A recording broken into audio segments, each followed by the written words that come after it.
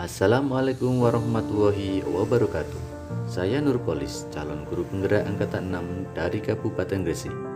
Saya akan memaparkan demonstrasi kontekstual tentang penerapan segitiga restitusi dengan murid di sekolah.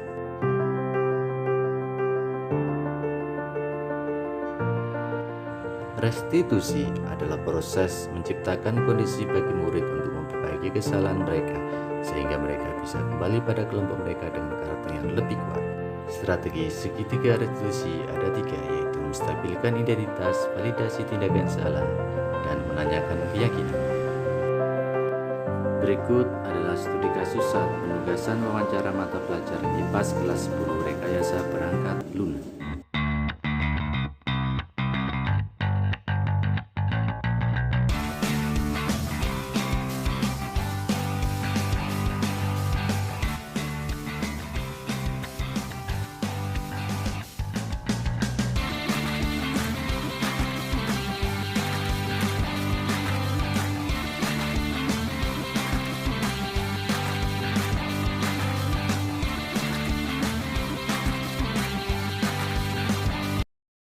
Kami dari kelompok 1 kelas X RPL, nama saya Muhammad Syed Budawa. Saya akan melakukan dokumentasi kepada lahan ATPH.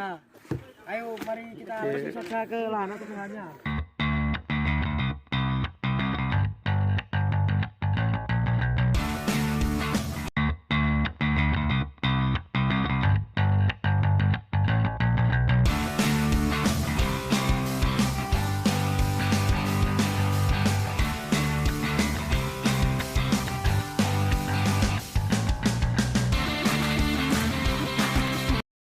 Itulah wawancara dari kami.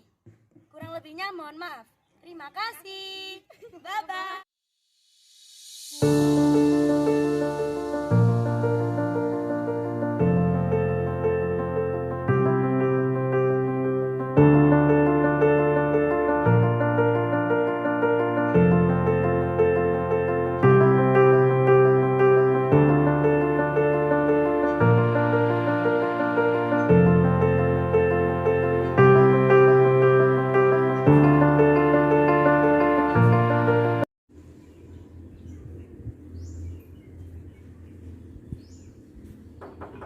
Assalamualaikum. Waalaikumsalam. Masuk, Nak.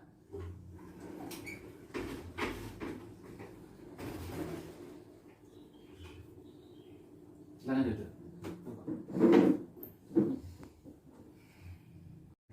Maaf Pak, kenapa Bapak memanggil saya ke sini?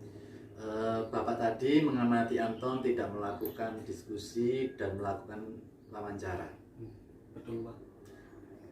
Apa yang kamu lakukan, Anton, tadi? Saya bercanda dengan kelompok lain Pak, karena ada cerita lucu dari Dodi Pak.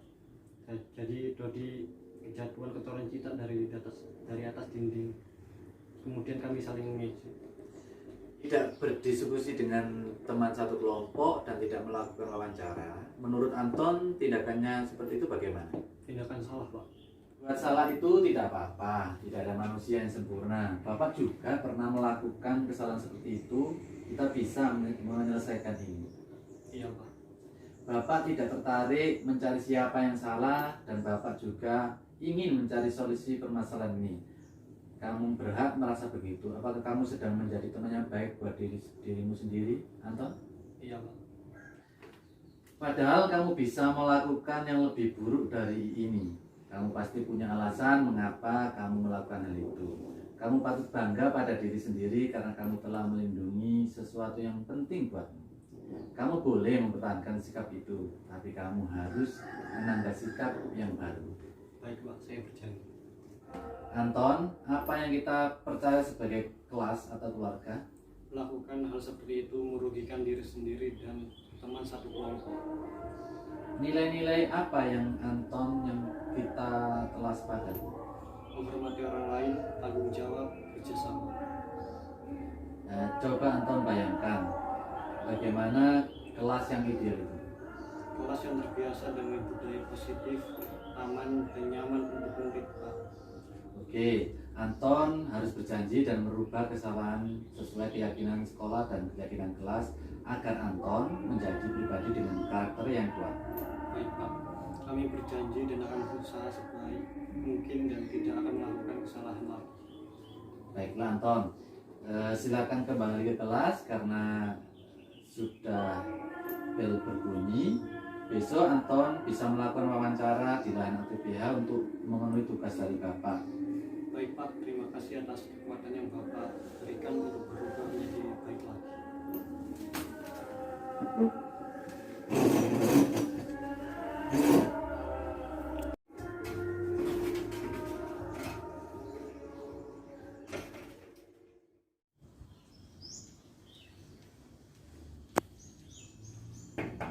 Assalamualaikum.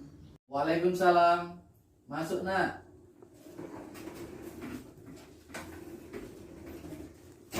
Silakan duduk. Kenapa Bapak memanggil saya ke sini? Gini Ani, Bapak tadi mengamati Ani memakai seragam yang tidak sesuai dengan jadwal. Apakah benar Ani? Iya Pak, benar. Memakai seragam yang tidak sesuai dengan jadwal, menurut Ani tindakan yang bagaimana? Tindakan yang sangat salah Pak. Berbuat salah itu tidak apa-apa, tidak ada manusia yang sempurna. Bapak juga pernah melakukan kesalahan seperti itu. Kita bisa bersama-sama menyelesaikannya. Iya Pak. Bapak tidak tertarik mencari siapa yang salah, tapi Bapak ingin mencari solusi dari permasalahan ini. Apakah kamu sedang menjadi teman yang baik buat dirimu, Ani? Iya Pak. Padahal kamu bisa melakukan yang lebih buruk dari ini. Kamu pasti punya alasan mengapa melakukan hal itu. Iya Pak. Apa yang kita percaya sebagai kelas atau keluarga ini? Memakai seragam yang tidak sesuai jadwal yang sudah ditentukan akan menimbulkan rasa iri kepada teman-teman yang lain.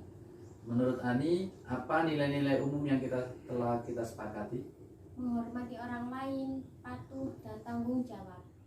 Coba Ani bayangkan tentang kelas yang ideal itu bagaimana?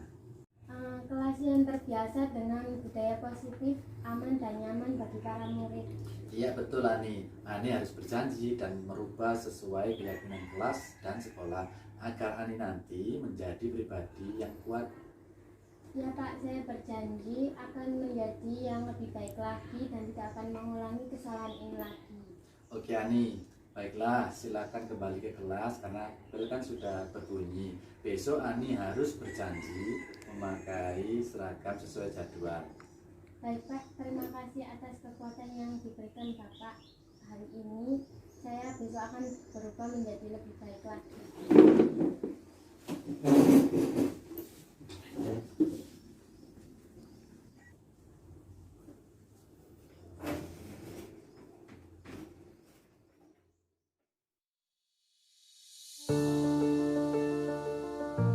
Saya senang dengan penanganan yang dilakukan oleh Pak Kolis karena penanganan yang saya ketahui selama ini yaitu penanganan yang membuat murid kesal, seperti merendahkan murid dan menjadikan murid sulit untuk mengubah diri, membuat murid ketergantungan, mematikan potensi murid, dan murid tidak bisa percaya diri karena malu dengan teman-temannya. Kalau di sekolah ditangani seperti di video, pasti murid akan sadar dari diri sendiri dan dari hati. Dan penanganan yang dilakukan oleh Pak Kholis karena selama ini penanganan yang saya ketahui penanganannya membuat murid merasa kesal, seperti 1. Merendahkan murid sehingga murid itu sulit untuk mengubah dirinya. Yang kedua, murid menjadi ketergantungan. Yang ketiga, mematikan potensi murid dan menjadikan murid itu tidak percaya diri karena malu dengan teman-temannya. Nah, kalau di sekolah ditangani seperti yang ada di video, pasti murid akan sadar dari diri sendiri dan dari hati akan mengubah sikapnya. Demikian penerapan segitiga restitusi pada murid di sekolah. Terima kasih dan salam bahagia.